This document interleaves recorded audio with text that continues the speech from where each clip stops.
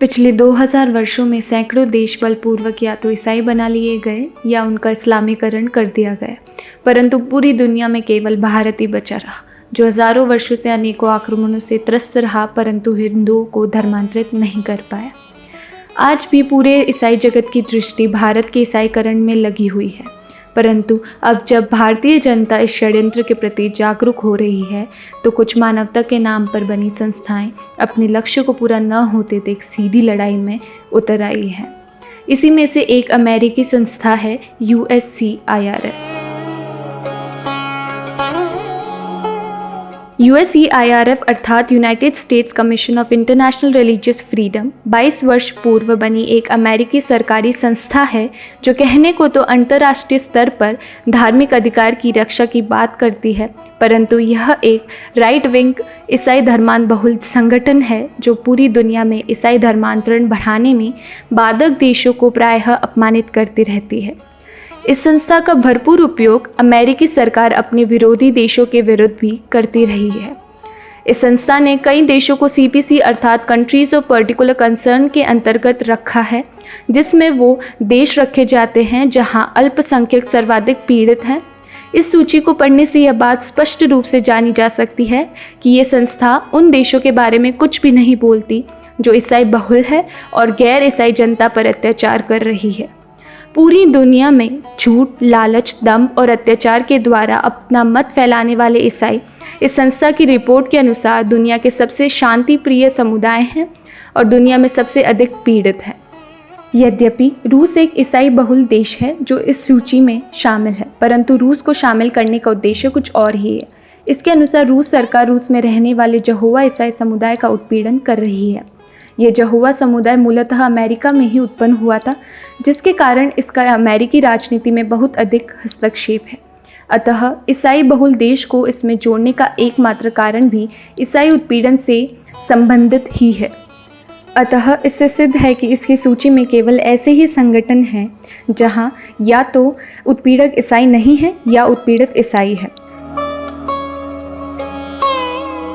ये संस्था देश के अन्य भारत विरोधी संगठनों की तरह झूठे बयान देता है कि CAA मुस्लिमों को भारत से बाहर निकालने का कानून है, जबकि इस कानून में ऐसा कुछ भी नहीं है। इस संस्था का कहना है कि भारत के संविधान के अनुच्छेद 48 में गौ हत्या पर प्रतिबंध के प्रावधान किए हैं, जिसको लागू करने के लिए कई राज्यों ने गौ हत्या बंदी के कानून बनाए हैं। इस संस्था की माने तो ऐसे कानून नहीं होने चाहिए। वहीं इसके अनुसार गौरक्षकों द्वारा जितने भी हमले किए गए, उनमें 98% मोदी सरकार के शासन में हुए।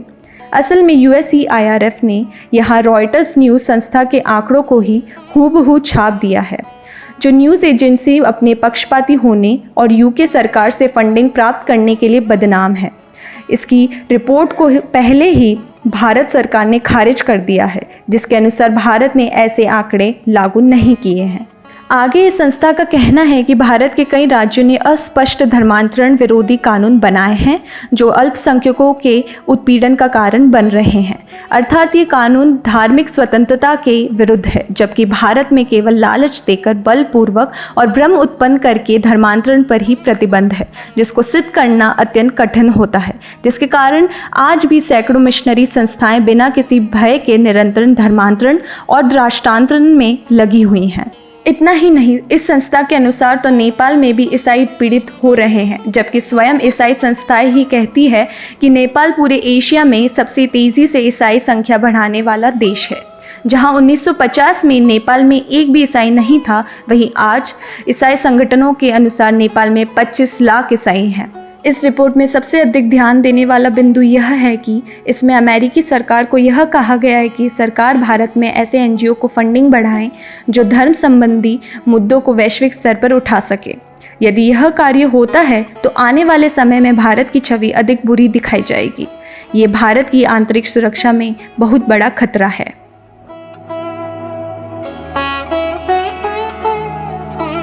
भारत में ऐसे कई कार्य हुए हैं जब भारतीय सरकारों ने ही ईसाई मिशनरियों का मूक समर्थन किया है और भारत की संस्कृति को नीचा दिखाने का भरसक प्रयास किया है। यह किसी से छुपा नहीं है कि भारतीय मीडिया ने योजनाबद्ध तरीके से सैकड़ों बार एंटी हिंदू रिपोर्टिंग की है। यहाँ तक कि कई राज्यों को ईसाई बहुल बनाने में सत्ता पक्ष का योगदान रहा है। भारत में झूठे प्रलोभनों और अंधविश्वासों के द्वारा धर्मांतरण करना किसी से छुपा नहीं है, परंतु आज तक कभी भी USCIRF ने यह प्रस्तावित नहीं किया कि भारत में ऐसे षड्यंत्रों को रोकने के लिए सरकार कार्य करे। USCIRF को इसका उत्तर देना चाहिए कि भारत एक पंथ निरपेक्ष राष्ट्र है, तब भारत में हिंदुओं के विरुद्ध चल रहे षड्यंत्र पर यह संस्था कभी क्यों रिपोर्ट नहीं देती। USCIRF को दूसरे देशों पर चिंता जताने से पहले अपने देश को सबसे पहले इस सूची में डालना चाहिए जो हर मुस्लिम प्रवासी को केवल धर्म के आधार पर नंगा करके तलाशी लेती है। ऐसे कार्यों से पीड़ित लोगों में कई प्रसिद्ध अभिनेता, अंतर्राष्ट्रीय नेता आदि सम्मिलित हैं, जिनकी इस प्रकार तलाशी स्पष्टतः सुरक्षा के स्थान पर अपमान से प्रेरित अधिक लगती है। साथ ही अपने देश के नेताओं को ये निर्देश देना चाहिए जिससे वो इस्लामिक आतंकवाद जैसे वक्तव्य देना बंद करें।